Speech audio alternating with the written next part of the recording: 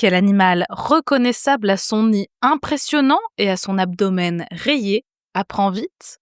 Aujourd'hui, on va parler du frelon à pattes jaunes dans Bête de science.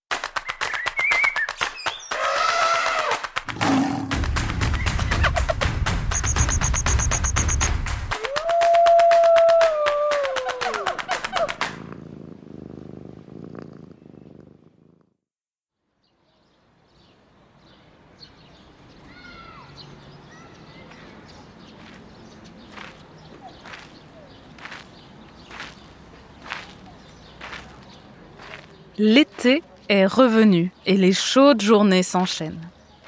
Aujourd'hui, le temps est idéal pour un pique-nique. Tu prends la nappe et les gourdes ? Et je m'occupe des sandwichs. Pour ne pas trop souffrir de la sécheresse, allons nous asseoir à l'ombre de ce grand chêne, dans le parc. Nous y serons tranquilles.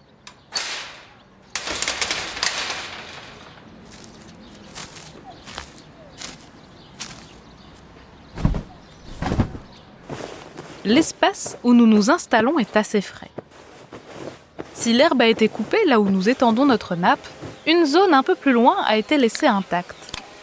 Cette fauche sélective, en préservant les végétaux par endroits, permet ainsi aux pollinisateurs de se nourrir sur les fleurs et fournit un habitat plus adapté pour une foule de petites bêtes. En s'approchant, on peut voir de petites sauterelles bondir et des moucherons s'envoler. Un joli scarabée vert, la cétoine dorée, semble faire une sieste sur l'ombelle d'une fleur blanche. Les cirfes, ces mouches déguisées en guêpes jaunes et noires, font du vol stationnaire en surplace au-dessus des fleurs. Et bien sûr, quelques petites abeilles mellifères, qu'on appelle parfois abeilles domestiques, bourdonnent en se délectant de pollen et de nectar. Un beau pan du jour, un papillon rouge qui présente des motifs d'yeux jaunes, bleus et noirs sur les ailes, passe au-dessus de nous. Et sur le côté, sur sa toile, on trouve une paisible araignée-guêpe, l'Argiope frelon, dont Gabi t'a déjà parlé dans un épisode précédent. Oh, mais regarde qui arrive! En un instant, une très grosse guêpe marron et noire se laisse tomber sur l'araignée. Elle se bat avec elle, la tue et finit par l'emmener avec elle en la soulevant. C'était un frelon à pattes jaunes, que tu connais peut-être sous le nom de frelon asiatique. Mais en réalité, tous les frelons qui font partie des Vespidés, la famille des guêpes, sont originaires d'Asie. Pour être précis, il vaut donc mieux l'appeler frelon à pattes jaunes. D'ailleurs, c'est surtout grâce à la couleur de ses pattes que j'ai pu le reconnaître. Notre frelon à pattes jaunes, de son nom latin Vespa velutina, appartient à la sous-espèce Nigrithorax, ce qui veut littéralement dire thorax noir. Il a la tête orangée, le corps sombre et le bout de l'abdomen jaune-orangé. Il mesure entre 2 et 3 cm de long en moyenne. Le frelon européen, avec lequel il peut être confondu, est plus clair. Son thorax est brun et son abdomen est bien jaune. Il ressemble vraiment à une guêpe géante. Et ses pattes sont brunes. Aussi, et contrairement à ce que l'on imagine souvent, le frelon européen, que l'on appelle Vespa crabro, est légèrement plus grand que le frelon à pattes jaunes. Comme cette araignée l'a appris à ses dépens, les frelons, comme leurs cousines guêpes, sont des prédateurs redoutables et généralistes. Ils chassent plein de proies différentes.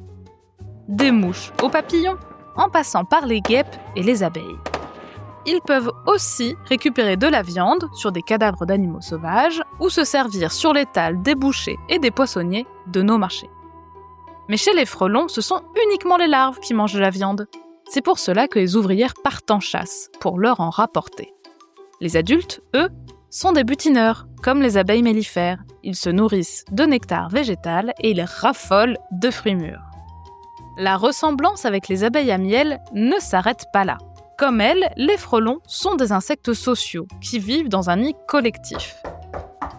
Mais garde à l'esprit qu'il existe, comme pour les abeilles, de nombreuses espèces de guêpes qui vivent toutes seules. C'est par exemple le cas des guêpes parasitoïdes ou des guêpes potières. Chez les frelons, la colonie a une durée de vie limitée à une seule saison. À l'automne, les mâles et femelles reproducteurs s'accouplent. Comme pour les abeilles ou les fourmis, seules certaines femelles adultes pourront pondre des œufs et devenir reines. Les mâles meurent juste après leur reproduction et les futures reines, une fois fécondées, vont passer l'hiver à l'abri, bien cachées dans des troncs creux ou dans les feuilles de la litière du sol. Avec le retour du printemps et des températures plus douces, les jeunes reines s'activent. Chacune d'elles commence la construction d'un nid. As-tu déjà pu en voir un de près ? C'est une construction splendide et si délicate. Tu sais comment elles le construisent ? En fabriquant du papier. C'est pour cela qu'ils sont si fragiles. Les frelons mâchent du bois qu'ils prélèvent sur l'écorce des arbres par exemple et ils le transforment en pâte à papier. La jeune reine construit un tout petit nid appelé nid primaire qu'elle installe habituellement assez bas, dans un recoin ou contre un bâtiment. Il fait à peu près la taille d'une orange et est formé de cellules recouvertes d'un dôme fin en papier. La fondatrice pond aussi quelques œufs, puis s'occupe seule des larves qui en émergent. Celles-ci constituent les premières ouvrières de sa colonie. Au bout d'un mois à un mois et demi environ, il y a assez d'ouvrières pour s'occuper de la construction du nid, de la recherche d'eau et de nourriture, ainsi que des nouvelles larves. La reine, elle, se contente alors de pondre. Mais tu t'en doutes, plusieurs milliers de frelons ne tiennent pas dans un nid de la taille d'une orange. Les ouvrières construisent alors ce que l'on appelle un nid secondaire, bien plus gros. Il mesure en moyenne 60 cm de large pour 80 cm de haut, et il a une forme ovale. Les ouvrières l'installent tout en haut d'un arbre, à plus de 10 mètres au-dessus du sol, souvent non loin d'un cours d'eau. On peut parfois les apercevoir en regardant les branches les plus hautes sur les arbres le long de l'autoroute. Le nid atteint son plus haut niveau d'activité au début de l'automne. C'est à ce moment-là que les futures reines et leurs partenaires mâles naissent, puis quittent le nid pour fonder leur propre colonie. La fondatrice âgée meurt et la colonie dépérit petit à petit pour s'éteindre complètement au cours de l'hiver. L'une des particularités du frelon à pattes jaunes, c'est qu'il fait beaucoup de bébés. On estime qu'un nid peut être jusqu'à 5 fois plus peuplé qu'un nid de frelons d'Europe. Ainsi, les plus gros nids peuvent héberger près de 2000 ouvrières à l'automne, et celles-ci donneront naissance à au moins 500 futures reines et autant de mâles reproducteurs. C'est cette production intense qui nous pose problème, surtout que les frelons à pattes jaunes n'ont pas vraiment de prédateurs sur le territoire, à part quelques oiseaux de passage, comme la bondrée apivore ou le guêpier d'Europe. Si la présence du frelon à pattes jaunes fait autant parler d'elle et crée un déséquilibre aujourd'hui, c'est bien de notre faute. Cet insecte vit en Inde et en Chine, mais il est arrivé en 2004 en France par accident, bien caché dans des poteries importées par un horticulteur du Lot-et-Garonne. Comme notre frelon, qualifié d'espèce exotique envahissante, se reproduit vite, il s'est petit à petit étendu à tout le territoire et même au-delà. À l'heure actuelle, en Europe, on le retrouve dans le sud de l'Angleterre, aux Pays-Bas, en Belgique, en Allemagne, en Suisse, dans le nord de l'Espagne et de l'Italie, et au Portugal. Et il n'y a pas de raison qu'il s'arrête là. On peut donc penser qu'il va s'installer dans d'autres pays à l'avenir. Vis-à-vis de l'humain, il n'est pas plus dangereux que notre frelon européen, les guêpes communes ou les abeilles domestiques. Comme pour ces autres insectes piqueurs, il existe un risque si tu es allergique au venin. Et dans ce cas, bien sûr, en cas de piqûre, il faut se faire examiner rapidement à l'hôpital. Une piqûre isolée va causer une sensation douloureuse et un gonflement, certes pas du tout agréable, mais qui ne met pas tes jours en danger. Les cas de piqûres multiples, bien plus sérieux, ont surtout lieu quand des humains s'approchent à moins de 5 mètres du nid et essayent de s'en débarrasser sans protection. Non, en réalité, le frelon à pattes jaunes gêne surtout les apiculteurs, car il a compris que les abeilles domestiques, toutes regroupées au même endroit, représentent un mets de choix et facile à attraper. Pour eux, c'est comme un supermarché, il n'y a qu'à se servir. Quand en plus, en ville, il n'y a pas beaucoup d'insectes différents à manger, ils se rabattent sur les faiseuses de miel. Les frelons volent sur place, à l'entrée des ruches, et attaquent les ouvrières qu'ils saisissent et découpent pour ne garder que le thorax qu'ils apportent à leurs larves. Cette prédation, bien sûr, diminue le nombre d'abeilles et stresse celles qui ne se sont pas fait attraper. On les comprend. Cependant, il est difficile d'estimer réellement l'impact de ce frelon sur les ruchers. On peut lire qu'il serait responsable d'environ 30% de la mortalité chez les abeilles mellifères domestiques. Et pour les apiculteurs qui élèvent les abeilles pour vendre leur miel, au même titre que les éleveurs vendent la viande ou le lait de leurs bêtes, cela représente une perte d'argent certaine. Le hic, c'est que le frelon à pattes jaunes est bien installé, et il est complètement vain d'espérer l'éradiquer. Il est bien là et compte rester. Et même si sa présence peut nous gêner, il va falloir faire avec et employer tous les moyens possibles pour mieux cohabiter avec lui. Pour protéger les ruches d'abeilles domestiques, plusieurs dispositifs ont été mis en place, comme notamment des grilles ou des filets qui les entourent et empêchent l'accès aux frelons. Piéger ces insectes, en revanche, est une très mauvaise idée, car on s'est rendu compte, en plaçant des appâts, qu'ils attiraient et tuaient des milliers d'insectes, papillons, mouches et même abeilles, qui payent le prix fort.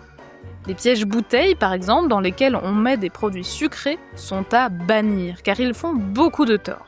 Ils ne sont pas du tout sélectifs, donc ils suppriment tout le monde, sans distinction, et font bien plus de dégâts que les frelons à pattes jaunes. C'est le comble. N'hésite pas à en informer les jardiniers que tu as autour de toi pour leur passer le mot. Les apiculteurs envisagent aussi d'élever des abeilles noires, des abeilles à miel plus résistantes et plus proches des abeilles sauvages anciennes. Il ne faut pas oublier que les abeilles qui résident dans les ruches humaines ont été sélectionnées par nous pour être dociles et produire plus de miel. Elles ne savent donc plus trop comment se défendre. Mais en Asie, l'abeille domestique locale, Apis cerana, qui vit au contact du frelon à pattes jaunes depuis très longtemps, a développé une super technique. Plusieurs ouvrières forment une boule autour du frelon et en faisant vibrer les muscles de leurs ailes, elles font tellement monter la température qu'elles cuisent littéralement le prédateur. En 5 minutes, il fait 45 degrés dans la boule et le frelon meurt. Peut-être que nos abeilles françaises apprendront à le faire aussi, avec le temps et l'expérience. En tout cas, le frelon à pattes jaunes est un adversaire de taille, et on s'est rendu compte qu'il n'est pas seulement costaud. Il a aussi une bonne mémoire. Même si les abeilles domestiques vivent de manière très semblable aux frelons à pattes jaunes, avec leur nid collectif et leur répartition des tâches, une espèce s'attire davantage nos faveurs que l'autre. Et c'est pareil pour la recherche scientifique, qui s'intéresse bien plus à l'abeille qu'au frelon. Pourtant, des études récentes ont démontré que les abeilles pouvaient associer des formes et des couleurs à des récompenses, qu'elles pouvaient compter et apprendre. Mais que se passe-t-il dans la tête des frelons ? Sont-ils aussi futés que leurs proies ? Dans un article paru en 2023, la chercheuse Mathilde Lacombrade leur a posé la question, en adaptant certains tests déjà utilisés pour mesurer la mémoire des abeilles, et elle les a proposés aux frelons, qu'ils soient à pattes jaunes ou européens. Après avoir décroché des nids de frelons avec précaution pour les installer dans des sas sécurisés en labo, la chercheuse a connecté au nid des tubes transparents qui amènent les frelons à un labyrinthe en forme de Y. Là, on leur présente dans chaque branche une couleur et un récipient.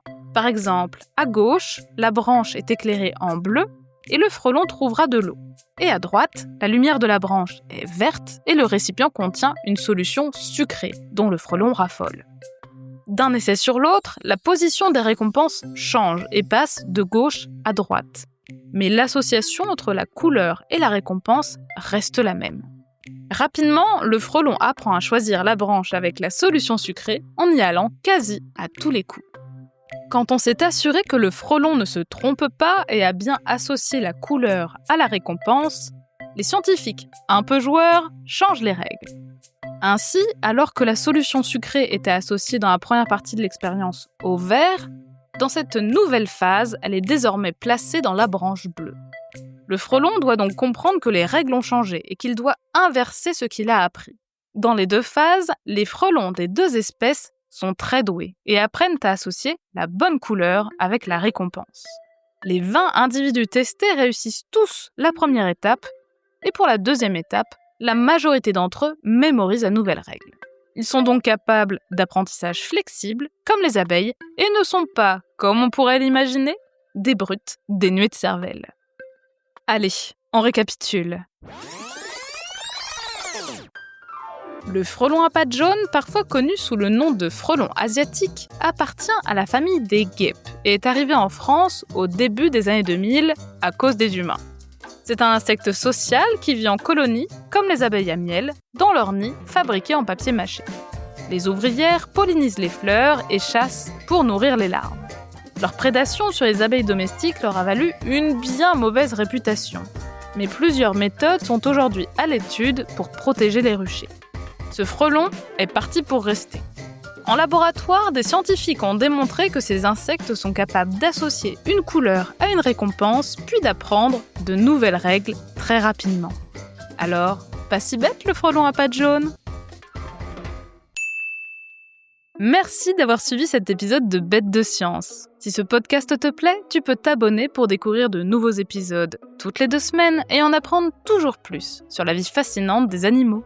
Si tu nous suis sur Spotify ou Apple Podcast, tu peux même nous laisser 5 étoiles pour nous dire qu'on fait du bon travail, ou nous laisser un commentaire si tu veux qu'on parle d'une bestiole en particulier. Au fait, si tu aimes ces épisodes et que tu veux les écouter avant tout le monde, c'est possible. Pour ça, il te suffit de prendre l'abonnement premium sur Apple Podcast pour rejoindre le club des aventuriers. Les épisodes te seront accessibles dès le samedi et sans publicité. Alors n'hésite plus. À bientôt, jeune aventurière et jeune aventurier.